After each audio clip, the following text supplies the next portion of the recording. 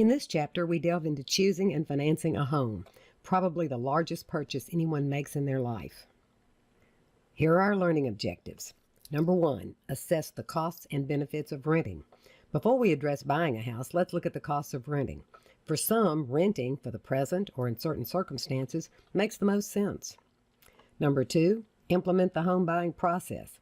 If you've decided it is time to buy a home, how do you start that process?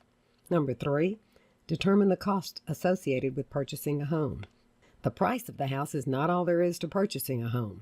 There are costs associated with the purchase itself, as well as ongoing maintenance expenses. And number 4, develop a strategy for selling a home. What if you have a home but you're ready to sell it and move up? How do you get your home ready for the market so it will sell quickly?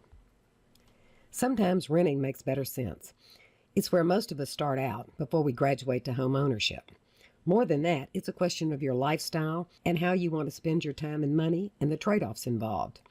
The basic guidelines for renting or buying are that you should spend no more than 25 to 30% of your take-home pay on housing, or no more than 2.5 times your annual income. The latter usually applies to how much home you can afford. When making the rent versus buy decision, consider your lifestyle. What do you want to spend your money on? How do you want to spend your time? A home needs maintenance. Renting, taken care of by the landlord. How much space do you need? Children, pets. Financial factors. Can you afford to buy a home right now? Using the 25 to 30% guideline, is home ownership an option? Mobility. If your job requires frequent moves or even a lot of travel, renting may make more sense. As the slide states, renting is less costly in the short term, but home ownership has the financial advantage long term. The rent versus buy comparison chart is in your book and recaps the factors to consider if renting versus buying is an option. So, step 1, selecting a rental unit. Could be an apartment, condo, townhouse, or a home. We've covered the pros and cons of renting, but they are recapped here.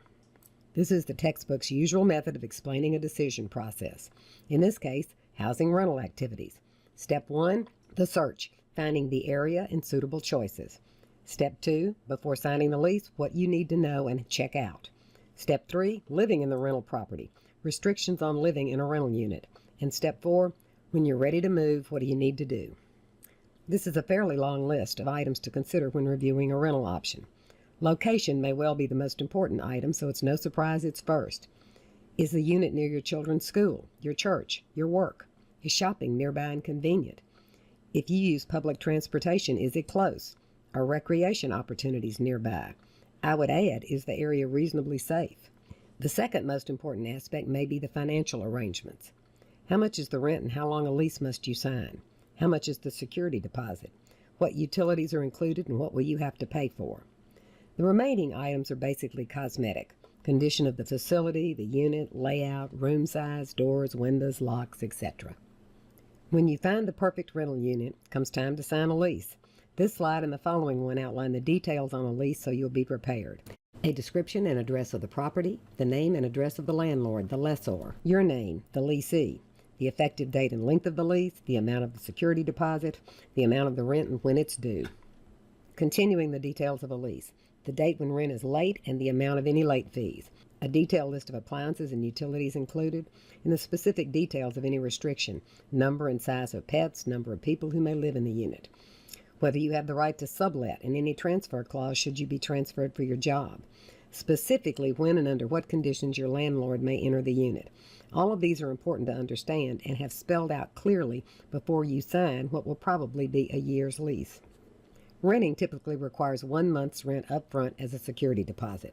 This will be returned at the end of the lease if the unit is in good condition when you vacate. Utilities. Typically water is included in apartment rent, but not electricity. It's becoming more common for internet and cable to be included as well. When renting a house, expect nothing to be included. Though we haven't gotten to the chapters on insurance yet, we would be remiss not to mention renter's insurance. You should get it. It covers your possessions inside the unit, not the structure. It's not very costly and it's well worth it. Well, our circle chart again, this time focusing on home buying. Step 1, determine what you need in a home. Step 2, find and evaluate properties that meet your needs and finances. Step 3, price the property. Step 4, obtain financing. And Step 5, close the purchase. We'll walk through each of these steps on the following slides. The first step is, of course, be sure home ownership is for you. Clearly, owning your own home is the so-called American dream, but that doesn't mean it's right for you or this is the right time for you. Home ownership does provide stability, and there are clearly financial benefits. Property taxes and mortgage interest are tax deductible. You're building equity in your home.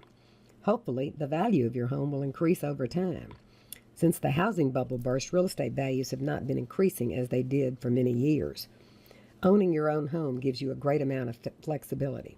Paint your home almost any color. Change the inside or outside to fit your needs. On the downside, in Chapter 5, we talked about credit scores and the importance of maintaining a good credit rating. This is never more important than when buying a home. A home is a huge financial commitment on your part and on that of the lender. There's a lot of money involved. A strong credit score will make finding financing at a good rate much easier. Realtors will advise you to be pre-approved up to a certain amount before you start your home search. This makes it easier to zero in on homes that fit your needs and are in your price range. The big caveat: home values can and have dropped, in some areas significantly. A home is not a liquid asset. It can take time to sell a house, longer if the market is weak. Finally, your living costs will be higher. You have maintenance, repairs, improvements, and all those new items you'll need for your new home.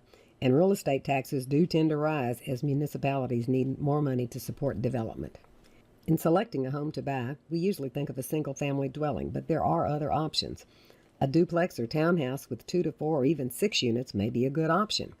Consider that buying a duplex, living in one side and renting out the other, could provide income to offset your mortgage payments. A condominium is another option.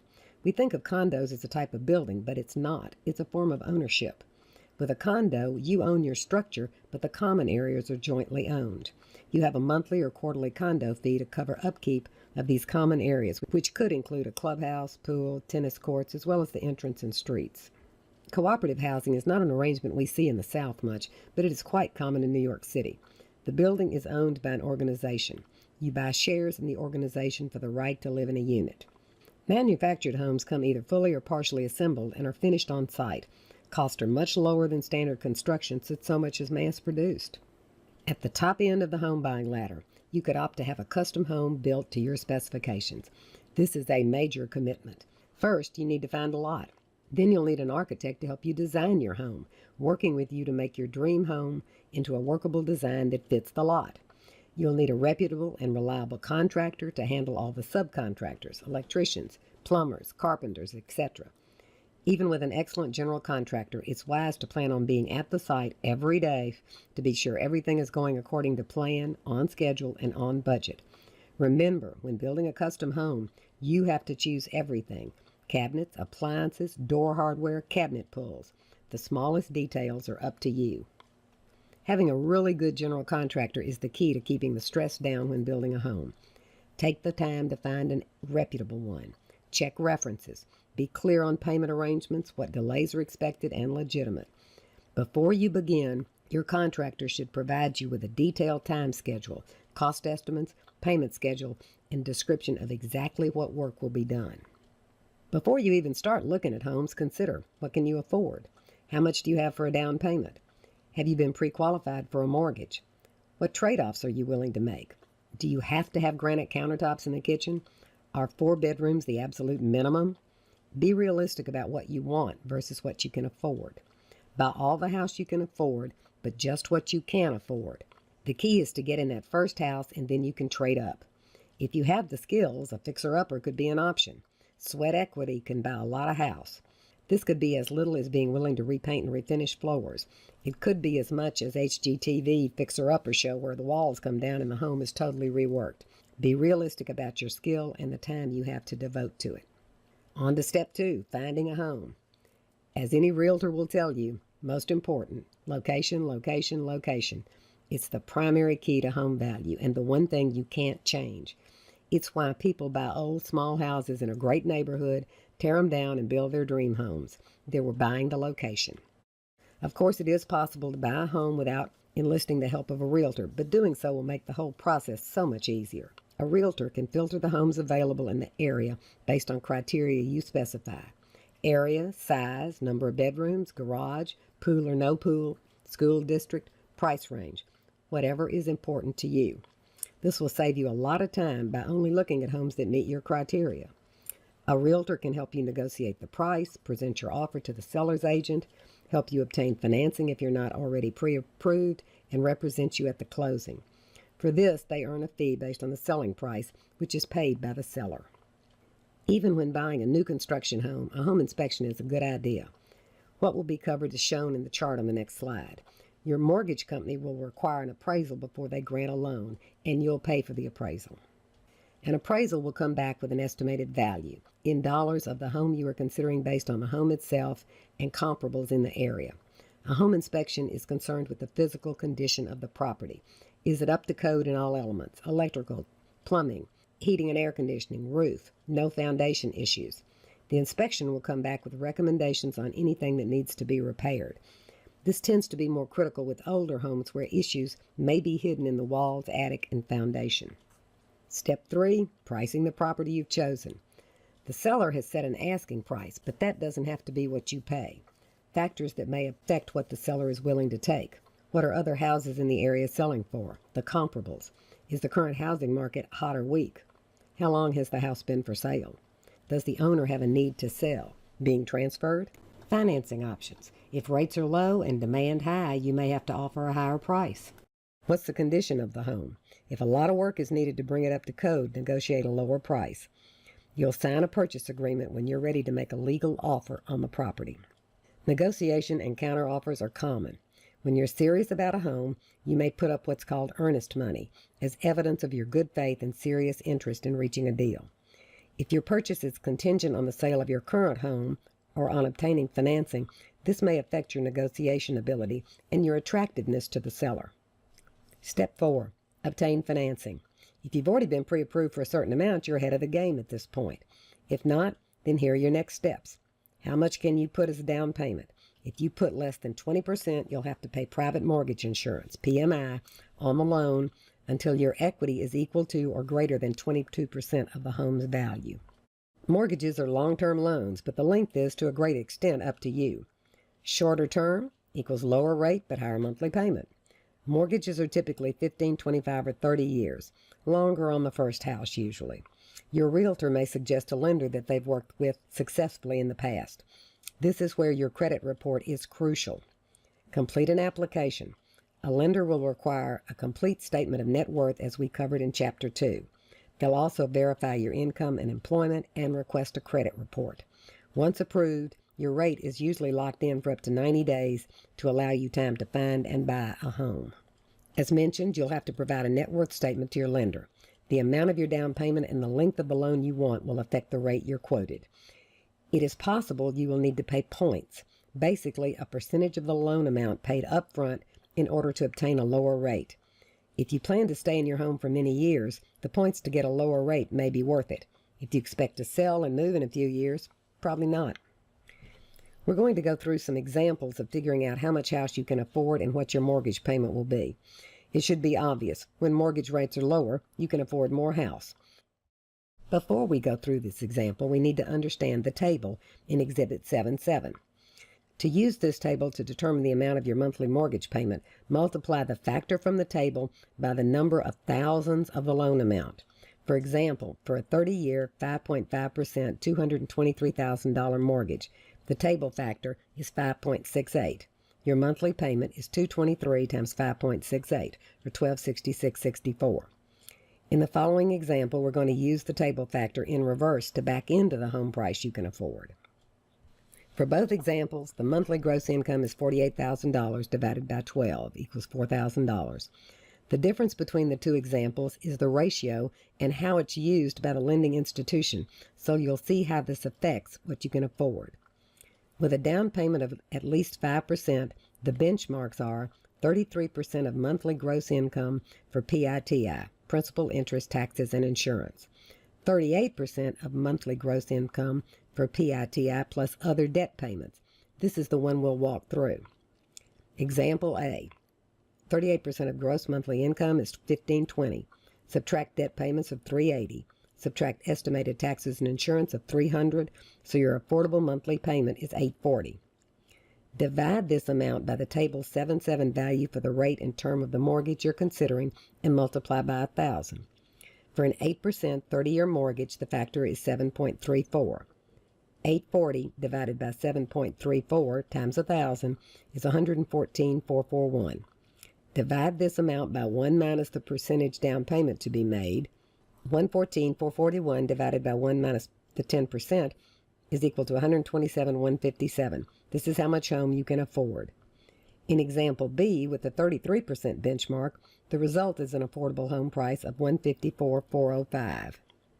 So far, we focused on fixed-rate, fixed-payment mortgages, which are the most common, but there are other variations.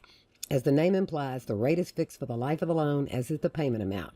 The PI part, taxes and insurance, may change. There are a variety of government-guaranteed financing programs. The VA offers home loan financing for veterans without any down payment. FHA insures loans for low and middle-income people meeting certain down payment criteria. This is the bottom part of Exhibit 7.7 in your textbook. It walks through finding the amount of your mortgage payment using an algebraic formula, a financial calculator, and Excel. We'll focus on using a financial calculator and Excel since these are the methods you would typically use. Realize that the payment amount you calculate is only the PI of your total PI-TI payment. PI is principal and interest, TI, taxes and insurance. Taxes and insurance are part of your monthly payment. The lender puts these into an escrow account and uses the funds to pay your insurance premiums and city and county taxes when due. In this example, the mortgage amount is $223,000 for 30 years at 7%. The factor corresponding to that rate and term in the table directly above this exhibit in your text is 665. This means that you'll pay $6.65 per month per $1,000 borrowed. 665 times 223 equals $1,482.95. Here's the background data for our example. Gross annual income, $52,000. Down payment on the house, $24,000. Lender gross income PITI max, 38%. Other debts per month, $540. Estimated taxes and insurance, $480. Mortgage term years, 30 years. Rate, 4.5%. PMI, do not want to pay it. The question, how much house can you afford? We'll go through this step by step on this slide and in Excel on the next. Convert your annual gross income to monthly. $52,000 divided by 12, $4,333.33. Multiply this by 38%, $1,646.67. Subtract debt payments and estimated taxes and insurance, and you've got $626.67. This is what you can afford as a monthly mortgage payment. Use the mortgage factor for 30 years, 4.5% from the table in your text. The factor is 5.07. 626.67 divided by 507 equals 123,679.66. Consider your down payment to determine how much house you can afford. 123,679.66 divided by 0.8, 154,599.57. Putting this problem in Excel, we have all the given data at the top. Below left shows the calculation of your affordable monthly payment of $626.67. Below right uses the TVM keys on a financial calculator to find the total amount you can borrow. N is equal to 30 years times 12 months, 360 periods. IY is 4.5% divided by 12 to get a monthly rate. Present value, that's the solution variable. The payment, minus $626.67. It's negative. It's going to be an outflow from you. Future value is 0 since you'll pay the mortgage down to 0. Solve for present value and you'll get $123,679.66. Divide this by the 80% to find the total home price you can afford. Adjustable rate mortgages have been very popular with first-time home buyers who take advantage of the lower initial rates to get into their first home. ARMs typically have a rate cap that limits how much the rate can change and a payment cap that limits how much the payment can change. Frequently, ARMs allow conversion to a fixed-rate conventional mortgage in the future. An issue can occur called negative amortization. When mortgage payments do not rise but interest rates do, the amount owed can increase such that the payment doesn't even cover the interest owed. The difference is added to the loan balance, meaning home equity is declining rather than increasing. An interest-only loan, just what it says. During the first years of the loan, the buyer only pays the interest on the loan. The loan balance is not decreasing. At some point, the buyer will have to refinance at current market rates. A buy-down is basically a subsidy offered by a builder or developer to entice buyers. Payments are reduced during the first few years of a mortgage, and it's aimed at buyers who cannot qualify for conventional loans. A second mortgage is also called a home equity loan. We talked about these previously. Your home is collateral on the loan, and it should only be used for major purchases. The home equity name implies that these are meant to be used for home improvements to increase the value of your home. They can, however, be used for anything, pay off major debts for a car or vacation, and the interest is tax deductible. We've seen a lot on TV about reverse mortgages. The latest I've seen is Tom Selleck, also known as a home equity conversion mortgage. It's available to homeowners 62 or older, provides tax-free income as a loan, and the loan is repaid when the homeowners move or die. Refinancing, with all the rate changes in recent years, many have refinanced their original home loans at more attractive rates. The key decision criteria is the rate decrease and decrease in monthly payment enough to offset the cost of refinancing, loan application fees, points, appraisal, closing cost. One of the easiest ways to reduce the term of your loan and reduce the amount of interest paid is to make extra payments. You'll see this demonstrated in Project B. Step 5, closing the purchase. Definitely arrange for a final walkthrough to make sure everything is in order before you sign. At the closing, you will sign a ton of paperwork. Typically, the buyer, seller, and lender will be represented at the closing. This is the place to settle all last-minute details. Closing costs are also called settlement costs, and we'll look at them in more depth on the next slide. The Real Estate Settlement Procedures Act requires that you be provided with an estimate of closing costs you'll be required to pay prior to the actual closing, so there are no surprises. Here's a list of items you can expect to see on your closing statement. Title insurance and search fee to ensure a clean title. Attorneys and appraisers fees. Property survey if required. Pest inspection required in most states. Recording fees, transfer taxes, credit report, the lender's origination fee, escrow account for tax and insurance reserve. The amount depends on when you close versus the end of the month. Prepaid interest, same as taxes and insurance, and the real estate broker's commission, which is paid by the seller. The closing estimate will clearly highlight what the seller pays and what the buyer is expected to pay at the closing. This breaks down 3 of the closing components a bit further. Title insurance is meant to protect your claim against the property. The deed officially registers you as the owner of the property. A warranty deed guarantees, as the slide says, that the seller is the true owner with the right to transfer the property to you and that there are no outstanding claims against the property. Your escrow account is where money is deposited to pay your annual insurance and taxes. At the end of each year, your lender will analyze your escrow account as to overage or deficit and potentially adjust your monthly payment. Our final learning objective covers how to get your home ready to sell when the time comes. Pretty obvious. Repair, paint, and clean everything. If repainting, neutral colors. You may love your bright blue room, but not all home buyers will, and may not have the ability to visualize changes. Reduce clutter. Move things to a storage unit if you have to, but get them out of the way. You want your home to look as big as possible.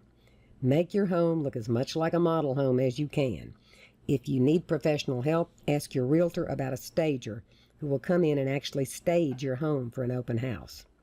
If you're selling your home with a realtor, they'll help you determine a listing price in the same way they help determine an offer price when you were buying, looking at a professional appraisal and looking at comparables. You can sell your home yourself for sale by owner, but you really should enlist an attorney to handle the closing.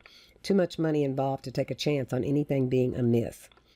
Listing with a realtor does commit you to paying a commission, but it can be well worth it for the expertise, marketing, and buyer screening services provided. This concludes Chapter 7. As with previous chapters, I won't walk through the chapter summary again. For your review, the chapter summary does recap all the main topics from the chapter. 5 stages of home buying, cost associated with buying a home, selling a house, for auto readers.